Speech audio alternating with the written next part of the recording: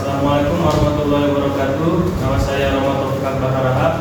Di sini saya akan menjelaskan materi tentang pointer dan linked list.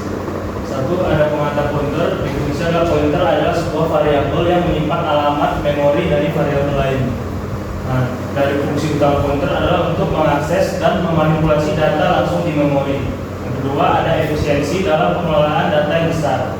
Lalu, dasar dalam pembuatan struktur data dinamis. Lalu ada konsep dasar pointer, yaitu cara kerjanya setiap variabel di komputer memiliki alamat memori. Lalu pointer berfungsi untuk menyimpan alamat tersebut dan bukan nilainya. Lalu ada keuntungan pointer. Yang pertama, membantu membuat program yang lebih fleksibel. Lalu digunakan dalam pengelolaan struktur data seperti array, array dinamis, linked list, dan lainnya. Lalu ada pengantar linked list. Definisinya adalah linked list adalah struktur data berbasis node, di mana setiap node terdiri dari dua bagian, yaitu data. Data itu berfungsi untuk menyimpan nilai informasi. Lalu ada pointer, menunjuk ke node berikutnya atau sebelumnya pada jenis tertentu.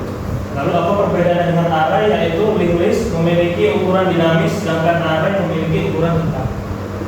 Lalu ada elemen array memiliki indeks, sedangkan elemen linked list diakses secara berantai. Lalu ada jenis-jenis linked list. Yang pertama ada singly linked list, yaitu setiap node hanya menunjuk ke node berikutnya. Lalu dia sederhana dan efisien. Lalu ada doubly linked list, yaitu setiap node memiliki dua pointer menunjuk ke node sebelumnya dan berikutnya, yang memungkinkan traversal bolak-balik. Lalu yang ketiga ada circular linked list, yaitu node terakhir terhubung kembali ke node pertama membentuk lingkaran. Lalu ada operasi dasar linked list. Yang pertama ada penyisipan, yaitu menambahkan node baru di awal, tengah, atau akhir. Lalu ada penghapusan, yaitu menghapus node dari awal, tengah, atau akhir. Lalu traversal, menelusuri setiap node dalam linked list dari awal hingga akhir. Lalu ada pencarian, yaitu mencari data tertentu dalam node. Yang keenam ada pointer dalam linked list. Pointer menjadi elemen utama untuk menghubungkan node satu sama lain, yang digunakan untuk menyimpan alamat node berikutnya, lalu memanipulasi struktur secara dinamis, yaitu menambahkan atau menghapus node tanpa menggeser elemen seperti pada array. Lalu kita memiliki keunggulan dan kekurangan dari linked list. Keunggulannya yaitu ukuran dapat berubah dinamis sesuai kebutuhan. Lalu operasi penambahan dan penghapusan elemen lebih cepat dibanding array. Lalu kita dapat memanfaatkan memori secara efisien untuk data dinamis. Lalu kekurangannya yaitu akses elemen dapat lebih lambat karena harus menelusuri node satu persatu. Lalu linked list membutuhkan memori tambahan untuk pointer di setiap node. Lalu implementasi dan implementasi praktis, yaitu digunakan dalam algoritma seperti graf, antrian, dan stack. Yang kedua, dasar dari struktur data tingkat lanjut seperti hash table. Nah, aplikasi nyatanya ada tiga, yaitu sistem navigasi back and forward, lalu manajemen memori dan sistem operasi, manajemen memori di sistem operasi. Yang ketiga ada struktur basis data seperti blockchain. Nah, saatnya membuat simpul atau node. Simpul atau node dapat ditambahkan ke berbagai posisi dalam linked list, yaitu seperti menambah simpul di awal, dan langkah-langkahnya adalah satu, membuat simpul baru.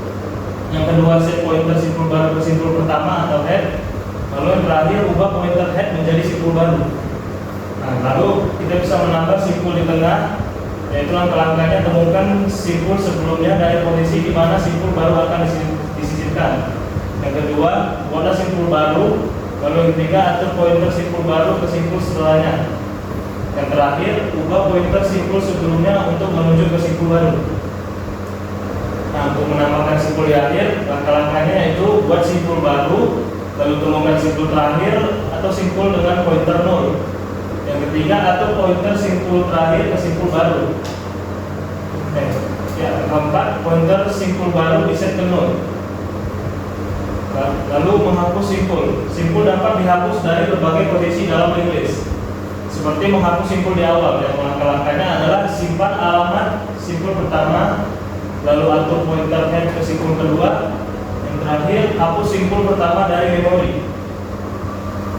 Lalu menghapus simpul di tengah. Langkah-langkahnya yaitu temukan simpul sebelumnya dari simpul yang akan dihapus, lalu simpan alamat simpul yang akan dihapus, Lalu atur pointer simpul sebelumnya untuk melompati simpul yang akan dihapus. Dan terakhir, hapus simpul dari memori.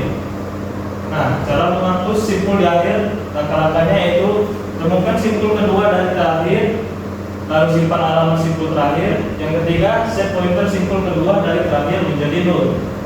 Lalu yang keempat, hapus simpul terakhir dari memori. Nah, visualisasi singkat. Simpul awal yaitu menyisipkan atau menghapus langsung dari head.